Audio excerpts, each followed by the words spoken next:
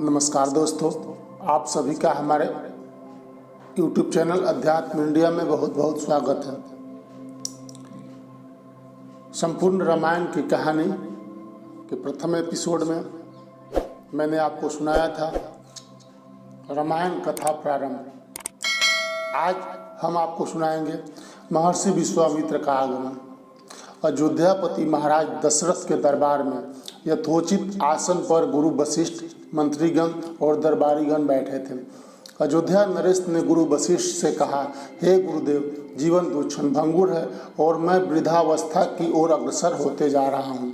राम, भरत, लक्ष्मण और शत्रुघ्न चारों ही राजकुमार अब वयस्क भी हो चुके हैं। मेरी इच्छा है कि इस शरीर को त्यागने से पहले राजकुमारों का विवाह देख लूं। अतः आपसे निवेदन है कि इन राजकुमारों के लिए योग्य कन्याओं की खोज करवाएं। महाराज दशरथ की बात पूरी होते ही द्वारपाल ने ऋषि विश्वामित्र के आगमन की सूचना दी। स्वयं राजा दशरथ ने द्वार तक जाकर विश्वामित्र की अभ्यर्थना की और आदर पूर्वक उन्हें दरबार के अंदर ले आए तथा गुरु वशिष्ठ के पास ही आसन देकर उनका यथोचित सत्कार किया। कुशल क्षेम पूछने के पश्चात राजा दशरथ ने विनम्र वाणी में ऋषि विश्वामित्र से कहा, हे मुनिश्रेष्ठ, आपके दर्शन से मैं कृतार्थ हुआ तथा आपके चरणों की पवित्र धूलि से यह राज दरबार और संपूर्ण अयोध्या पूरी धन हो गई। अब कृपा करके आप अपने आने का प्रयोजन बताइए।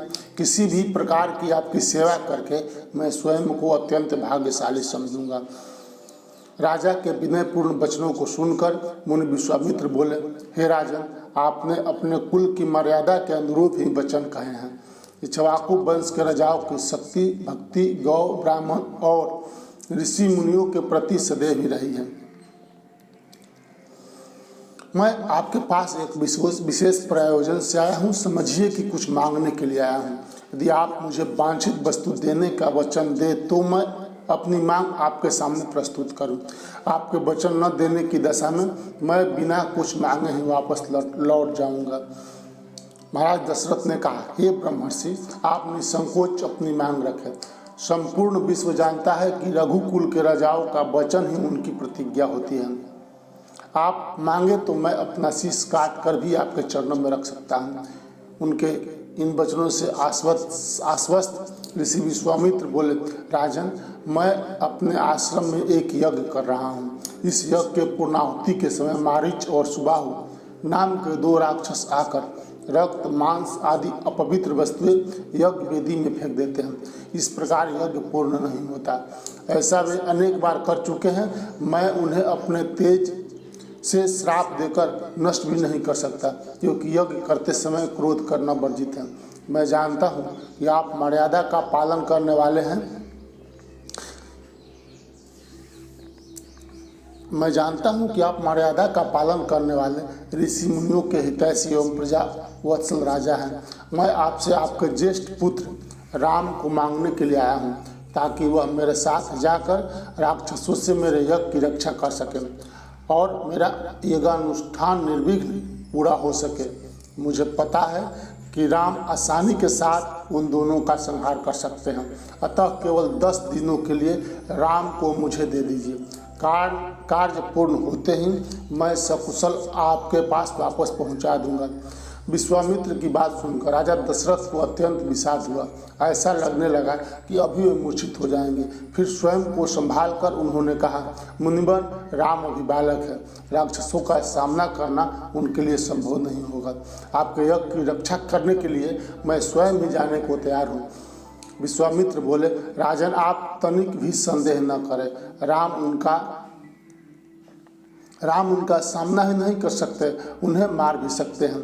मैंने अपने तपोबल से उनकी शक्तियों का अनुमान लगा लिया है।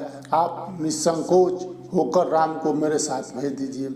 इस पर राजा दशरथ ने उत्तर दिया, हे मुनिश्रेष्ठ, राम ने अभी तक किसी राक्षस के माया प्रपंचों को नहीं देखा है और उसे इस प्रकार के युद्ध का अनुभव भी नहीं है। जब से उसने जन्म लिया है, मैंने उसे अपनी आंखों के सामने से कभी ओझल भी नहीं होने दिया है। उसके वियोग से मेरे प्राण निकल जाएंगे। आपसे विनय है कि कृपा करके मुझे ससैन्य चलने की आज्ञा दें।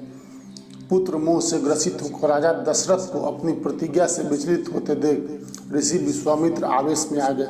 उन्होंने कहा, राजन, मैं नहीं जानता था कि रघुकुल में अब प्रतिज्ञा पालन करने की परंपरा समाप्त हो गई है। यदि जानता होता तो मैं कदापि नहीं आता। लो, मैं अब चला जाता हूँ।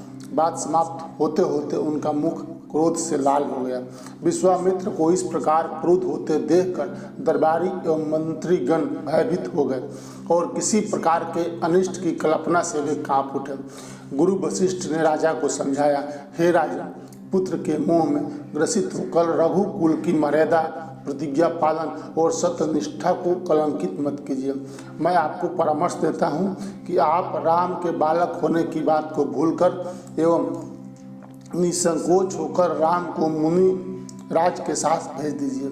महामुनि अत्यंत विद्वान, नीति निपुण और अस्त्र शस्त्र के ज्ञाता है। मुनिवर के साथ जाने से राम का किसी भी प्रकार से अहित नहीं हो सकता। उल्टे वे इनके साथ रहकर शस्त्र और शास्त्र विद्याओं में अत्यंत निपुण हो जाएंगे तथा उनका कल्याण ही होगा।